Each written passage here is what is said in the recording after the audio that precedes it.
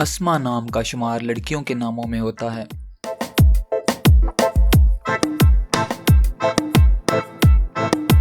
अस्मा नाम की इब्तदाई तारीख अरबी ज़ुबान से निकलती है।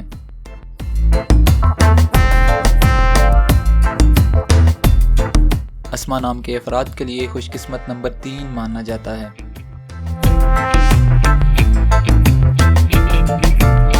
अस्मा नाम का मतलब नमूना, मिसाल, औरत, किस्म की जमा है।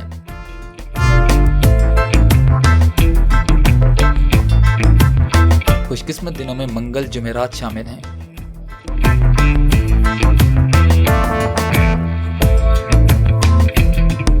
खुशकिस्मती वाली धातों में हिंसों के हिसाब से तांबा और लोहा शामिल हैं। अस्मा नाम के अफराद के लिए मुवाफिक रंगों में सुर्ख और बनफशी शामिल हैं।